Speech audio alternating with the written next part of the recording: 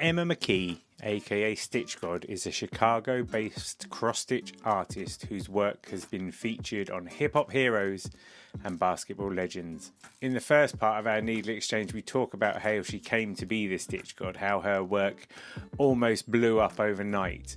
And you can tell that there are circumstances that have led her in that direction, but it's fair to say that Emma's work is going places. And I think what's fantastic is that she has become not only a recognised artist, someone important within the Chicago creative scene, but also now becoming an inspiration to younger Chicagoans and getting involved in her community and giving a lot of her love back. This is the second part of our Needle Exchange. We talk about how she started off bartering her work rather than being paid for it. We talk about the trade-off of being a full-time artist. We talk about a slightly indulgent conversation on my part. We talk about what it is to be a good dad, because she loves her dad. He's very influential on her, and I thought, well, I may as well find out from her daughter what a good dad can do. Furiously taking notes on that one, I tell you. And we talk about her favourite films, albums, and some really interesting facts that not a lot of people know about Emma. Emma's great. This conversation came so easily. We could have chatted for another hour and a half without worry whatsoever, because there were so many similarities, and I really hope I can get her back and have another Needle Exchange with her in the future. If you haven't listened to the first episode, number 51, go and find that first. Have a listen to this now, and obviously I'll be back next week with somebody from a very different part of the needlework universe, but nonetheless an amazing conversation. So I hope you'll join me for that. If you've enjoyed the show, please leave a review on your favourite podcasting platform, and yeah, I'll see you next week. So for now, here's the StitchGawd. Let's get on it.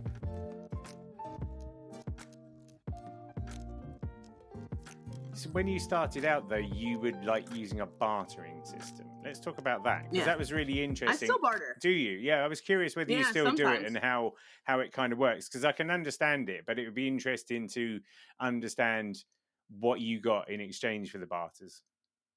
Well, so the barter system was so great, and I stick by all the reasons that I did it. When you invite money into an artistic conversation, inherently it changes the artistic conversation, and it also changes the power dynamic, right? And so by taking the money out of it, I retained the power. You know what I mean? You can't tell me what to do, because you're lucky to be even, you know what I mean? Yeah. But also you're doing it for love and not for money, aren't you? Well, exactly that too. But I also was learning how to do it. You know what I mean? So it was hard for me to reconcile. Okay, this is going to cost thousands of dollars of labor, and I've made this thing for you, and now could you pay me that? So I was like, that seems unrealistic, but I'm in this creative kind of here in Chicago. So I traded people stuff. So I have, at one point we were working on a collaborative mixtape called the Stitch Tape, which I still have all the sessions for, and just 10s and 20s and 30s of songs, production, rapping. So I would trade people for their artwork. So I have amazing visual art in my home, amazing original paintings by, this whole class of Chicago creatives. And so I still do that sometimes, right? Because I will say that doing all corporate commissions all the time sometimes makes me feel like I am straying from my path. Yeah. You know what I mean? Because while it's great to work with Pabst and Coca-Cola and Budweiser and all these things. I know that Jeff Koons worked with the NBA and Hennessy were his early artwork pieces. And I don't want to lose all of my artistic whatever just making stuff for companies. It's good. I'm glad that I have them as clients. But the barter system allows me to just kind of do what I want and approach my now full-time living, this thing that I just used to love. It allows me to approach it like I used to. You know what I mean? Right now, I haven't made a jacket in a very long time. Because the music industry will break your heart. It is a hard place to be in. And so I'm making a piece for a painter friend of mine who I just love. She inspires me endlessly. And and also there's no timeline on it because I'm just making it for trades, She'll paint me something, and then I'll have an original piece of hers, and she'll have a 2-piece set for me. And that is just like, it's just nice. Mm-hmm. I don't have to worry about any kind of creative approval. I don't have to worry about it being seen by a bunch of people. It's not immediately going to something commercial. It is just me being able to make something for somebody that I care about. Yeah. Yeah. Which was what started it all to begin with. Yeah, and I think that trade-off is always the thing. You know, there's a fair few needle exchanges I've had along those kind of lines. You know, it's great. You need to keep the lights on somehow, and it definitely a good job will take the heat off for a long time. But yeah, if your artistic direction decides to go and flow off in a different direction, then you've got this real tension, haven't you? And you owe it to yourself to like take sabbaticals and look after your own. I was thinking as well, though, in some ways, I would imagine that doing workshops is another way of topping up your creative tank just through the pleasure you can get from seeing the impact it has on other people. I always found that anyway. No, 1000%. Like, the interesting thing about being a full-time artist is I thought I'd be spending so much more time making things. Mm-hmm. I'm sure you hear that too. Mm-hmm. And I spend about as much time making things, which is crazy. I thought it'd be so much more. And I spend so much time doing the other stuff, you know, and the other stuff being the workshops, the community work, the youth outreach, all this, you know, admin, all these kinds of things. But no, I definitely do. Like, I feel like such your typical artist. You know, I will be at my house working on something for days on end and forget to, you know, go outside and touch grass. And that can be really detrimental to your mental, you know, when you're the only person I'm looking at my work. Do I like this? Okay. Yeah. But you can kind of, I feel sometimes I have like loss of sense of self. Mm-hmm. So it's very good to be out there and doing those things because it's like, oh yes, no, these are the things that are important to me. The people are really what it's all been about the entire time anyway. And it's quite easy to get caught up in well, America is like a terrible, scary place. So it's quite easy to get caught up in like, oh God, I have to pay health insurance and my mortgage and, you know, all that. But yeah. What else was I going to ask you? So, how do you feel that you've evolved as a cross-stitch designer? Because obviously it's one thing, as we said, and we all do the same thing, and I did exactly the same thing, right? The first pieces I ever really made for myself, I found street art that I liked and just banged it into computer software and just stitched that stuff. Yeah, exactly the same thing, because it's like I'm not a street artist, but I loved it. So I just found a couple of people who did abstract work that I really like, and I banged it into software and just kind of stitched that. So exactly the same thing, because I think that's what you do. You kind of learn it. But, you know, those sneaker designs that you've got for your workshops, you've got backstitch on there. You've clearly got your ideas in terms of design down. I'm interested to get you to reflect on your design journey, because it's one thing to follow a pattern. It's another thing to make a competent design. Yes, no, that's that has been an evolution, I must say. And like, I think it's so cool that you started stitching street art as well. Yeah, honestly. We're like a funny place. We're like yin and yang. We are. No, I know, truly. So I quickly discovered after, you know, doing all these other people's work, I was like, well, okay, this is getting big quickly. The problem here is going to come in me stitching other people's work. I knew that was going to be an issue. As soon as Chance started wearing the stuff for tour, as soon as, you know, SZA was asking me for stuff, I was like, I can't replicate other people's artwork. And if I am going to replicate other people's artwork, they have to be in on it. And I've never been a great, I don't draw very well. That's never been my thing. But I have great ideas. And so what I would do is I would have an idea, and then I would find somebody who could make that base art for me, and then I'd turn that into a pattern. And so now what has happened over the years is I have like a whole range of people who do contract work for me. You know, when I'm doing stuff with sports teams and I want to do a logo, I have somebody who does that stuff really beautifully. When I do my shoes, I have someone who does line drawings for me really beautifully. So it's just a matter of, what am I making? What do I want it to look like? Which of these graphic artists of mine do I need to work with in this situation? You know, I have a great guy who does my portrait stuff. And so I start with that. I mean, I think Yeah, the patterns are very complex, but I used to plug things into a software maker, like a cross stitch software thing, but it didn't give me nearly as much variety as it just didn't give me what I needed. Do you know what I mean? The software has gotten a lot better in the last 10 years, I must say. But when I first was trying out the free online software 10 years ago, that's what I did to make my first projects. But now I have a pattern maker. She's amazing. Right.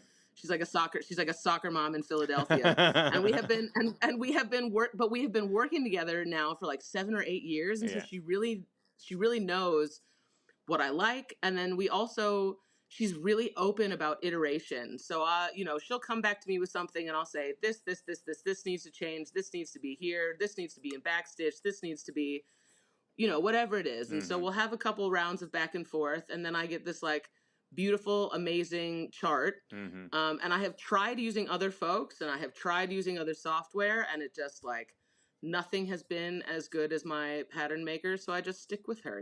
Yeah, I like that. That's one of the things. Like, I tell people that success has come with this because I am especially good at that part, which is understanding what my strengths and weaknesses are, and figuring out how to get the best end products. When I don't know how to do something, I find somebody who does it really well. And then if I like that person, then I'm going to stick with them. Yeah. Come hell or high water. So it's been a lot of evolution over the years, but now it's good because I get to put out my, original ideas and then stitch them so they feel, and I'm sure it'll continue to evolve. Like, now even there'll be times when I don't use a pattern maker or a graphic designer at all, depending on what it is. So every project's different. That has been a big journey, and I'm sure will continue to be. Yeah. It's I've been in the same boat. I had to do a design once. I came up with an idea of like I think it was a guinea pig that was going to be like a luchador wrestler, and I was like, I can't draw. So I got somebody to do that for me. Then I turned it into a pattern. It's the same sort of thing. It's the same thing. Like what you've said so resonates with me because I get insecure, because I don't get enough time to practice drawing. So I can do enough to impress my kids, but there's that. But I also get the insecurity of then hanging out with like the best cross-stitch designers on the planet who can just do this stuff. And I'm just like, well, brilliant. It's really... Well, no, and I think that was one of the reasons that I wouldn't let people call me an artist for so long, especially when I was just making other people's stuff, because I was like, this isn't my stuff. I'm no artist. I'm just like, I can just make this. And then I think I got more comfortable with the title and it started being my ideas coming to fruition. But also I think it's a timing and location thing, right? Because I got really lucky in that I was using, the graphic designers that I use are, people who do work for all the other big, Chicago clothing wear brands, all these things. You know what I mean? I had quite a good group of people to choose from and work with and continue to. I feel like I'm just surrounded by so much talent here that piece has been like a big blessing. So let's ask that then. So how long have you lived in Chicago? You found me in 2013. I think I moved to Chicago in 2012, so that would make it 12 years. And how old? No, I don't want to give away your age or whatever. No. I'm young and filled with joy. You are. So you obviously now you're 24. Amazing. Exactly. But it would be fair to say that you bloody love Chicago. Oh yeah. I think that. I say something incredibly dorky. I say I wasn't born here, but I was formed here. Yeah, I've been to Chicago. It's one of two places. You? Yeah. I came in 2011. Hang on, did I go to Chicago before you? Holy shit! You did. Look at that. Before it was cool. Are you the real StitchGawd? Yeah. That was me. I mentioned it in passing to some hip hop dude. His name was like, what was it? Community Chess, the rapper or something. Can't remember. Chance the Rapper. Yeah, that's. No, and what did I do? I went there for a week to hang out with a friend, and the main thing I remember is we went up. There's a cocktail bar on like the 97th floor of the Willis Tower, I think it is. And I remember, room. Yeah, and we went up there, and I was just like, particularly when the sun had gone down and all the lights were on, I was like, holy crap. Because it's really impressive. It's huge. Well, this is the thing. So there's, I did a little bit of research, and Chicago's got approximately 2.9 million people living in it. The country of Wales has got approximately 3 million people living in it. So you're nearly as big. So then, All of Wales. yeah, honestly, the whole country. So Chicago's nearly bigger than a whole country, but also just the scale of the place. I mean, the thing is you've blown up inside a community that is incredibly talented. You've got this big pool to be in there. So it's obviously just, I mean, what a great environment for you. I mean, so lucky. When I got kicked out of Canada, I was just beside myself. I couldn't imagine being anywhere else. And so the fact that I came to Chicago and it really made me, it feels like kismet, like a thing that was supposed to happen. It really, I've moved around a lot in my life. Chicago is the longest I've ever been anywhere. And I feel the most myself here. And so I know that means that I should be here. I mean, it's like a funny thing to not, I'm from lots of different places, but there's not places for me to go back to really. So because my parents have moved around so much. So Chicago is really a place that I have put down roots for myself. And it feels like really intentional work that I've done over the past decade. And so, yeah, Chicago is the kind of city that, it's not going to just let you stroll in off the street and do whatever you want. I mean, it demands things of you. You know what I mean? And She's so a you hard kind of have to mistress.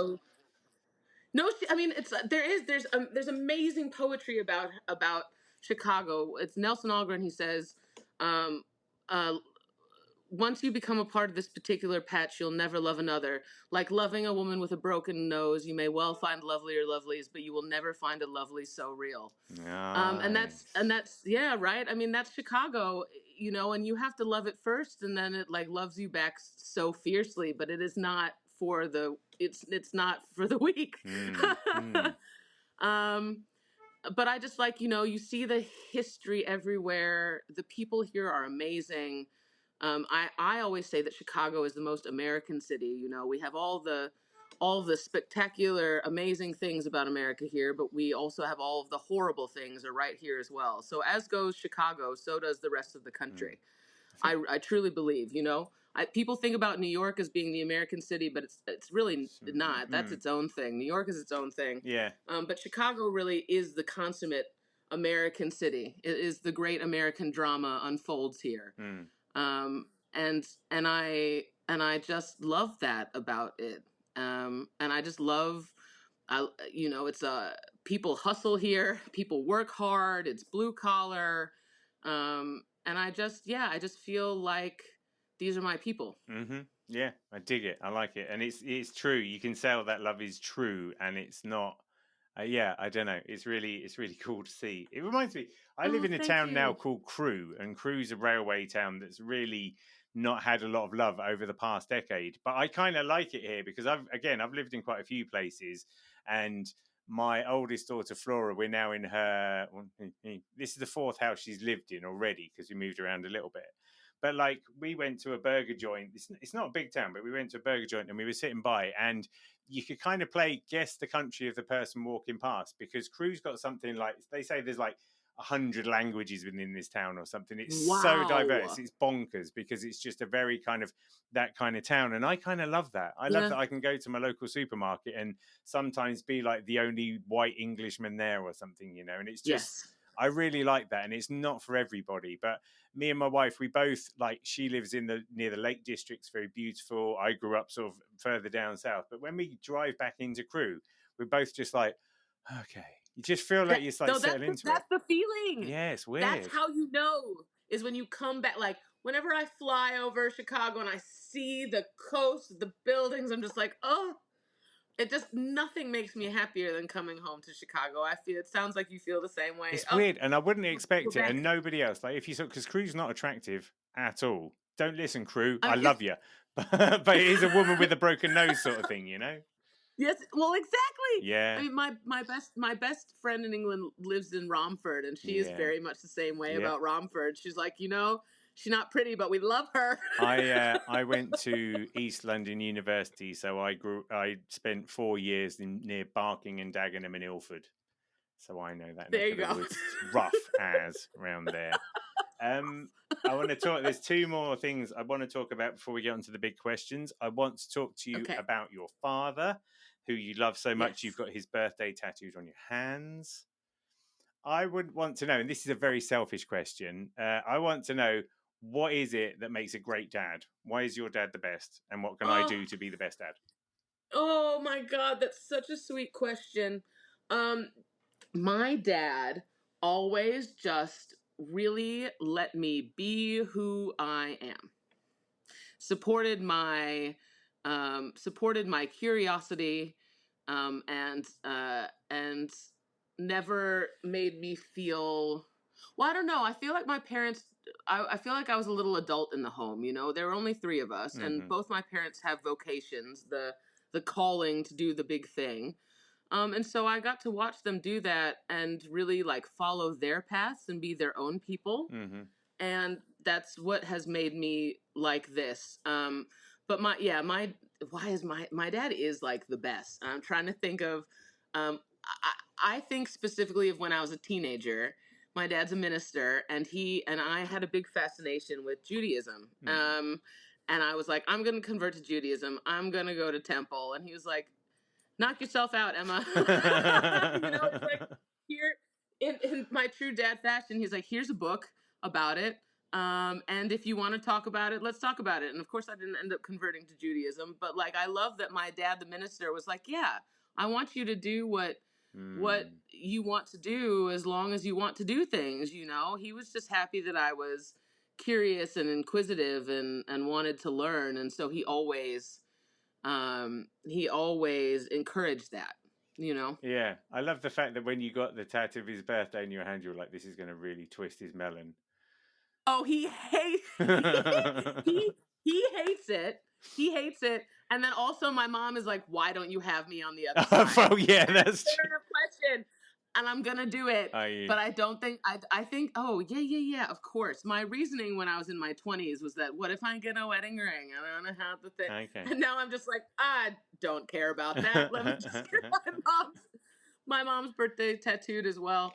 But I am like, I got that tattoo because I am so much my father's daughter. Even as I get older, I'll react to something or act a certain way, and I'm like, oh yeah, no, there's Steve McKee. There he is. Wow, fully coming through. Yeah, it's so funny. Like I didn't become a dad till I was 42, and it took a while to get here. But I just so love it, and it's just I want to be. I don't know. I just want to be the person who no other man's going to match up to for my kids. It's really selfish. You'll be that regardless. You just will. Like, I mean, there is nobody else like a father to a daughter. There just isn't. No, I know. I'm enjoying it, and it's I said, who did I say this? I think was this on the Danielle thing as well.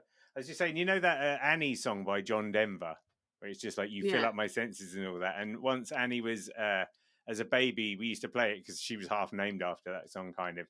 And there's just a bit where it says like, I will drown in your laughter and I will die in your arms and stuff. And it's just like, sometimes I still sing that to the girls if they're struggling to go to sleep. But God damn it, I'm nearly crying now just talking about it, you know, because that's such a good metaphor. No, truly, me too. It's lovely. Do we think young stitchers in the future or no? I mean, Flora's done a bit of stitching, Annie's done a bit of stitching. Yeah, I don't know whether they'll be. I mean, we'll let them be what they want to be, you know. But at the moment, it feels like Flora's probably gonna. I like to think she's going to be like a vet or a researcher or work with animals, and I think Annie's just going to be a rebel. And best of luck to all who meet her. Yeah. Well, best of luck to you when they're teenagers. Honestly, I was saying this to someone the other day. I was like, you know, I'm laughing now because I got a 5-year-old and a 7-year-old. I'm like, meet me in 8 years' time when I've got a 15-year-old and a 13-year-old, and I'll just be crying all day. It'll be so good.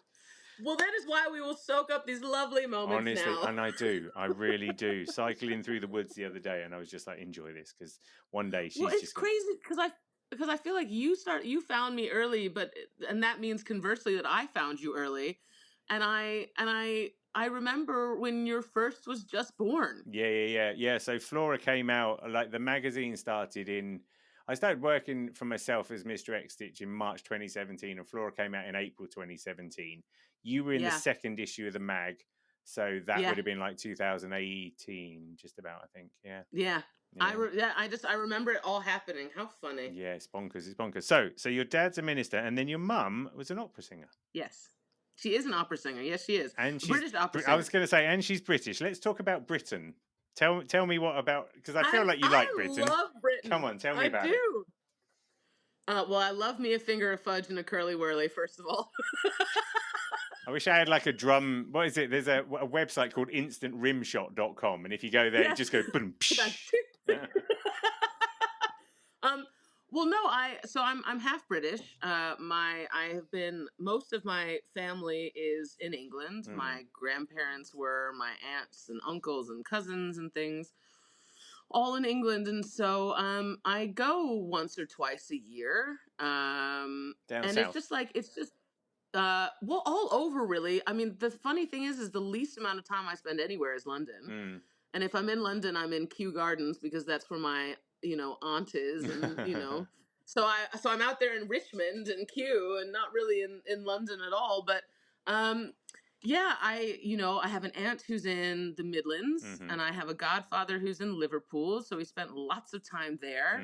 But yeah, my grandmother lived in Lewes in East Sussex, and when she died, she left the house to her 3 daughters, and so they split it up and renovated it.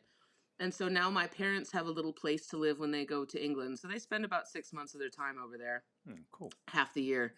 No, I really love being there. It's so interesting because to all of my people in America, I'm like so European and so British. Right. Are you like Angela Lansbury? Is this what's happening? Right. Well, quite exactly. And then and also the cross stitch thing doesn't help with that. But then I come to England and I'm like Yankee Doodle Dandy, demanding ice in all of my beverages and lamenting the lack of air conditioning. So it is just like such a funny thing because here I feel quite British, and in England I feel so American. Yeah. I think the Chicago Bulls uniform probably really adding to the illusion there as well, isn't it? Right, yeah. Right. But you Brits love the Bulls as well. I do. No, I just like, especially with the way that America has gone in the last 5-10 years. Like, I feel it's funny. There's like things that you really take for granted. Like when I'm in Lewis, I can walk around by myself, and that is fine. That's not a thing that I like do anywhere in the United States, really. Especially at night, just like and the always like constantly looking over your shoulder. You guys don't have the serious gun issues that we have. That I think is one of the scariest things.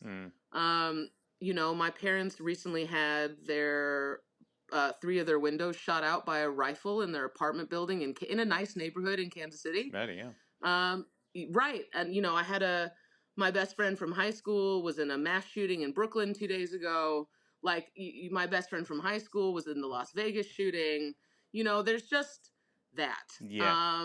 And it is like a very real, I mean, this is like the most depressing thing ever, but the leading cause for death in children in America is guns. What a crazy, crazy, crazy thing that is. Yeah. It's not even cancer, it's gun violence. So I just, I love coming to England because I know that that's not going to be a thing that I have to worry about. I think the leading cause of death of children in England is boredom. That's not true. we forced them to cross stitch, and now they're bored to tears. No, I mean, but so that's like, I know that sounds so crazy, but that is like a very real thing for me. Yeah, it's scary because you can go on. No, I mean, so I just come to England and my shoulders go down a little bit. Yeah, it's bonkers that you can look at, like, there's a mass shooting website, isn't it, that just tracks it, and there's just more mass shootings than there are days of the year so far, whatever. It's like, and nothing changes. Well, now the Supreme Court has rolled back now you can have bump stocks on your guns, which means that people can shoot guns with hundreds of rounds of ammunition in a minute. It's just like, this doesn't make the good thing is you've got dual citizenship, haven't you? So you can always come over here. I do, yeah. Well, yeah. So it was a lot more fun when it was an EU citizenship. Yeah, right. Yeah. Okay. Yeah. Well, shout out y'all. Fingers crossed, though. We've got a general election coming up soon. Fingers crossed, things are going to change for the better. Yeah. Yeah, no, we hope.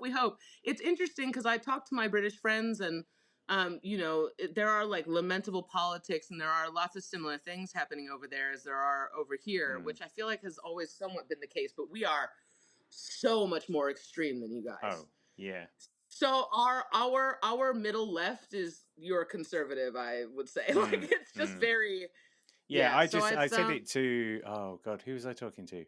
I said it to someone. I was just like, the fact that you've got a man who's been convicted of criminal things and is still a likely shoe-in for the president. You're just like, that's going to be our president again. Yeah, it's not good. It's not good. But also then, if I was going to say, you should also come over here. If you ever think you're going to have an appendix removed, then come over here as well. That's the other big piece. I mean, and that's like a very real consideration. Like people ruin their whole lives going into medical debt over here. Yeah. I mean, that's always been my thing. It's, my parents were like, keep a suitcase at the house so you can establish residency and get your healthcare taken care of in England. Come to Crewe. You'll feel like you're in Chicago, but much smaller. I love it. And without the basketball Who is Crewe? I know the name. Well, the thing with Crewe is it's a railway town, so it's a big intersection for lots of like cross-country railways. So a lot of time people just travel through Crewe and never come out of it. And yeah, it used to be the whole town was involved in making trains and railways and all those sorts of things, So it's like a bit like Detroit, a bit like Chicago, like form a big industrial town, that same kind of vibe, but a lot smaller. No, as I keep talking about my bestie in Romford, she's like a train person. Mm-hmm. I can't wait to talk to her about Crewe. Yeah, honestly, she's probably been through it. Yeah. Right, let's do some tough questions now then. Okay. The ones, do you have, this is going to go on for another hour. Do you have a favorite album / artist? I loved these questions. Yeah, I was thinking about that this morning because it changes all the time. But I think that my favorite album all time is probably Paul Simon's Graceland. Nice. That's good. Do you know what? Interesting one, right? Yeah, I don't think that's the first person. You're not the first person to say that on this podcast. Really? Yeah.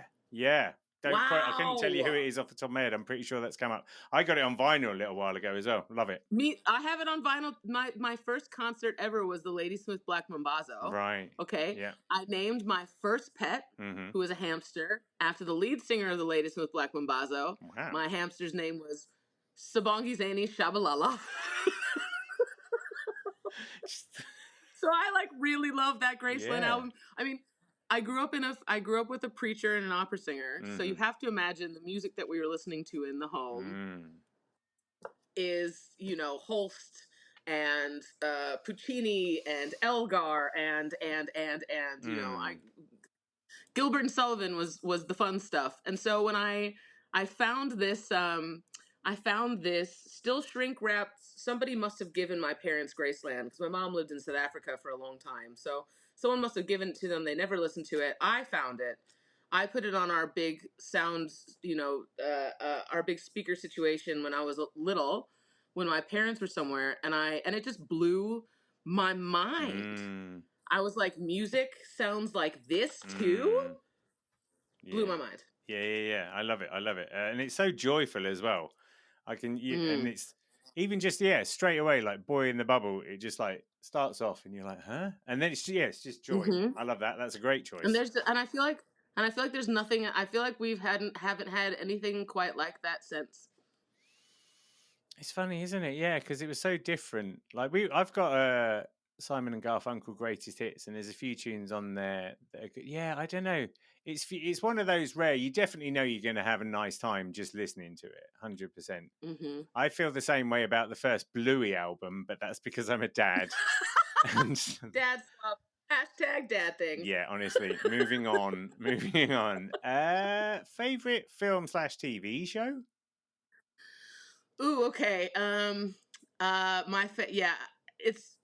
I don't watch these movies as much as I used to, but I think that they earn favorite just by nature of being them. But I'm a big Star Wars girl. Okay. Star Wars is my favorite. I mean, and then I'll say, if someone asks me for like my favorite single film, it's maybe Goodfellas. Yeah, another classic. Yeah. See how American I am? You are slightly American. Slightly American. Now I want to know yours. Oh, favorite films. I mean, there are many, Yeah. but I tell you one film that springs to mind fairly often when I think about this, because I do think about it quite a lot. A film that I will watch all the way through if I happen to see it is The Fifth Element, Bruce Willis. Oh, I love The Fifth Element. Such a That's good so looking good. film. Yeah. Didn't Jean Paul Gaultier do some of the costumes? Exactly. Yes. Yeah, and that's Yeah. For some reason, that always just springs to mind. I always just think, I could always watch that again. Yeah. I mean, TV shows particularly, or no? We've kind of covered that, I suppose, in some ways. No, I mean, like, I watch a lot of TV, but okay, no, my favorite TV show is The Sopranos. Okay. Yeah.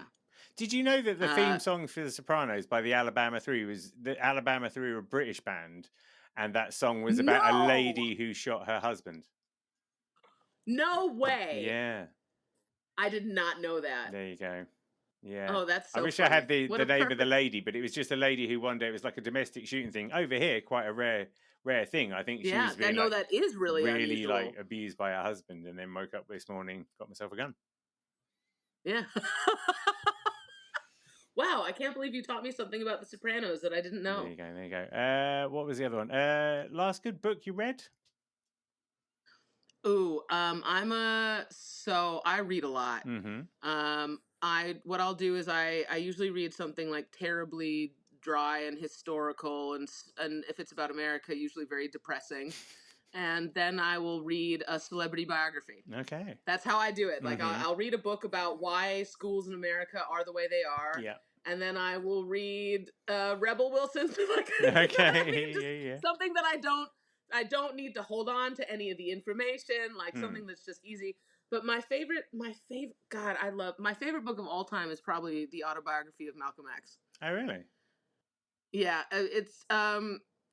it was one of those that just like busted my brain wide open. I read it as like a 17-year-old, and I've read it several times since then.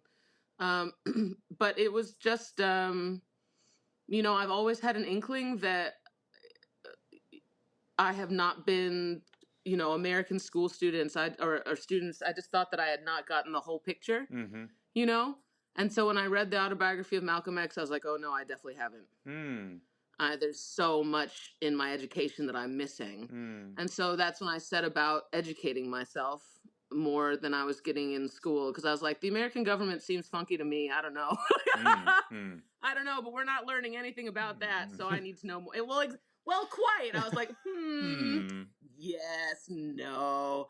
So I think that's my favorite just by virtue of opening up my mind. And then this is a layered question for me because I love reading, but there's a book that I give people when they come to Chicago, and it's that little piece that I gave you. It's a poetry book by Nelson Algren. It's called City on the Make. Right.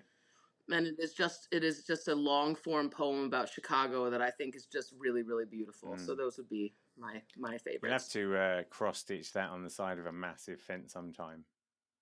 Well, that's actually not a bad idea. It's a few lines of it in places, isn't it? And Chicagoans would love that too, I'm sure. Yeah. Get the funding. I'll come over and help you. That'd be a laugh. Okay. I was going to actually ask you as well, do you have a favourite hip-hop album? Definitely. Probably the Miseducation of Lauryn Hill, or Jay-Z's Blueprint. Like, there's so many Jay-Z albums that I love. It's hard to pick my favorite one, but the Blueprint maybe. Yeah, but Lauryn Hill would be my favorite. Okay, I'm pleased to say I've got that on vinyl as well. Yeah, it's a really good one. Yeah, it's a really good one. It's actually more than my wife's favourites as well. So she's got surprisingly bad taste in music. Well, no, I mean, I say that knowing she doesn't listen to the show. No, no, that makes sense to me. The Miseducation is the reason that it's probably my favorite hip hop album is because it's grown with me for so long. I've had that music for like 30 years. And it has meant something different to me at every life stage. Yeah.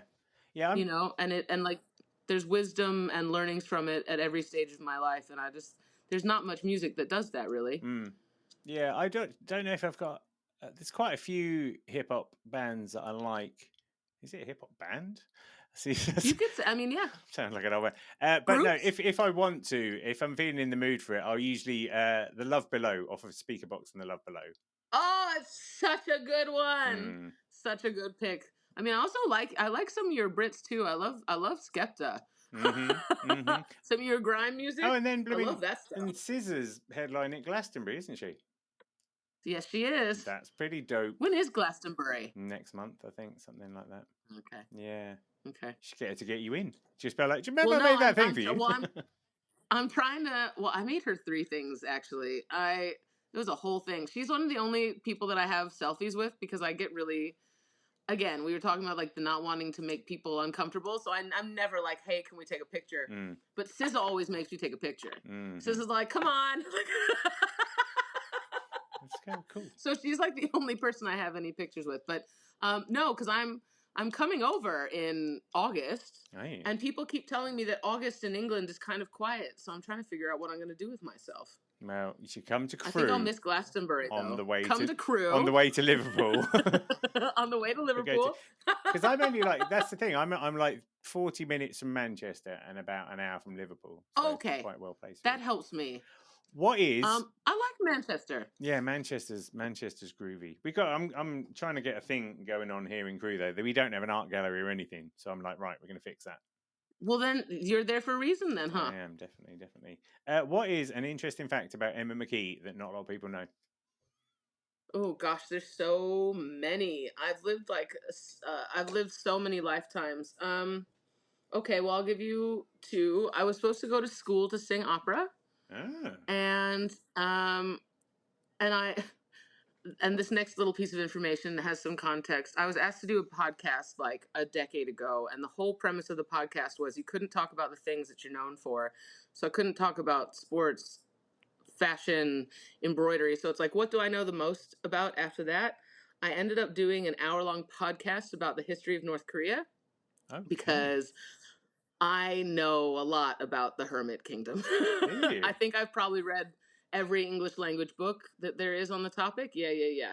So that is like a weird thing that most people don't know is that I have like I have a lot of very specific knowledge about North Korea. So what are the most interesting things that we don't know about North Korea?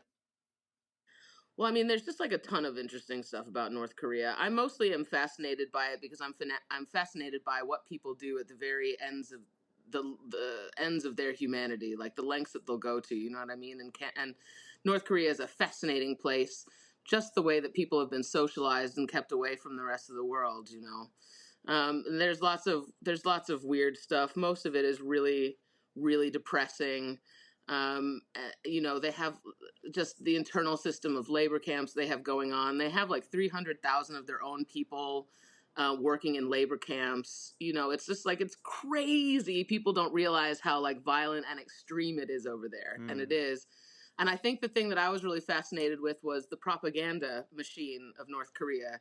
You know, it seems so ridiculous and over the top or whatever, but we have the same shit running on in America. You know what I mean? Our propaganda machine is pumping it out just like they are. We just cannot see it because it does not seem outlandish to us because we're living in it. So I I make a very wild parallel between North America and the United States, but I'm fascinated by it. I'm fascinated by how people react to that propaganda, why it's made, the longevity of the isolation. Yeah, it's just a really fascinating place. It feels like the end of the earth. You know that analogy of like how you boil a frog? Like you boil a frog by slowly turning the heat up because otherwise it jumps out.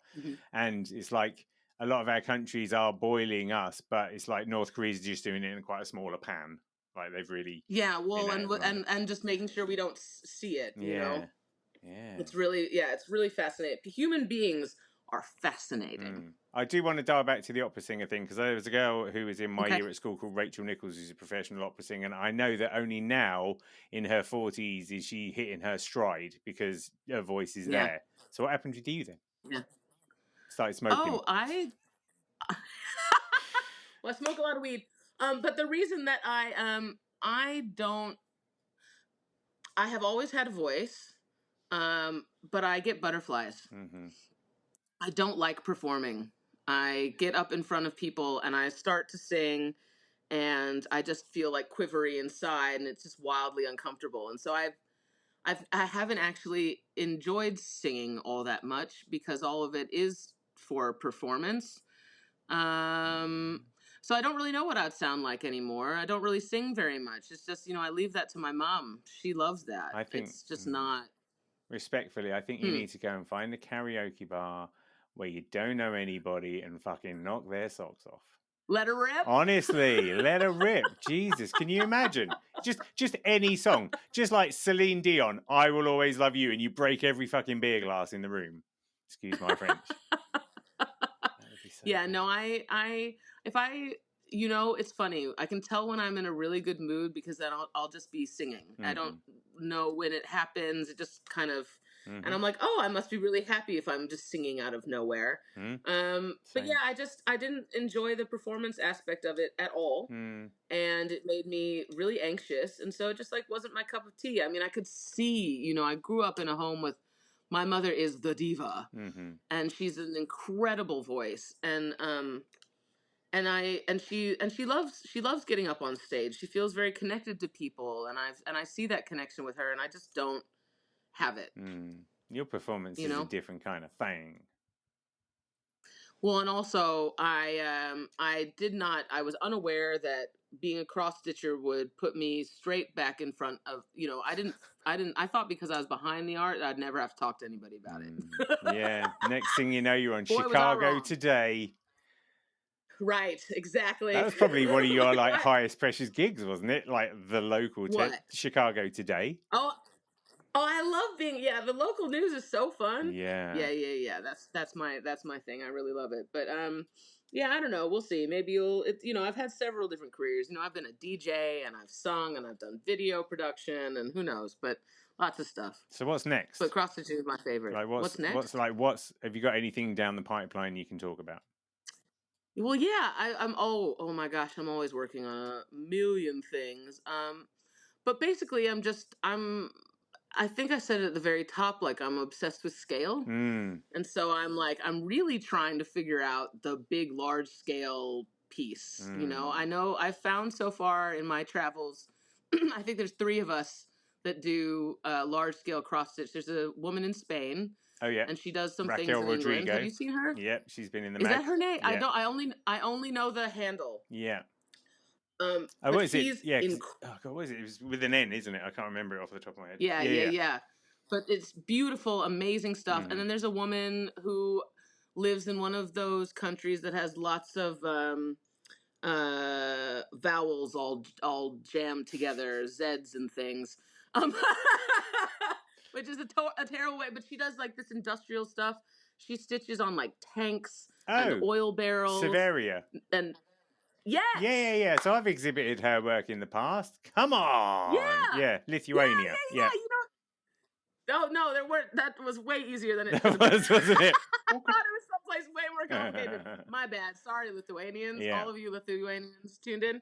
But so there's not that many of us that do that. And so I want to do more of it. I'm figuring out how to get paid to do more of it. I'm working on like big interiors projects. It's basically just figuring out how do I get somebody to give me money to do massive cross stitches. That's basically where I'm at. And there'll always be, I'm always kind of lightly working on things with basketball players or big, Jordan Brand, Wilson, things like that. So I've always kind of got things on the go. But right now I'm really focusing on interiors and large scale. Amazing. Hey, Emma. Thanks for having a needle exchange with me. Oh, thanks for having me on your needle exchange, Jamie. It's been so good. Been so good. Right. I've had you really woke me up, and it's not even 9 a.m. for me yet. That's impressive. I definitely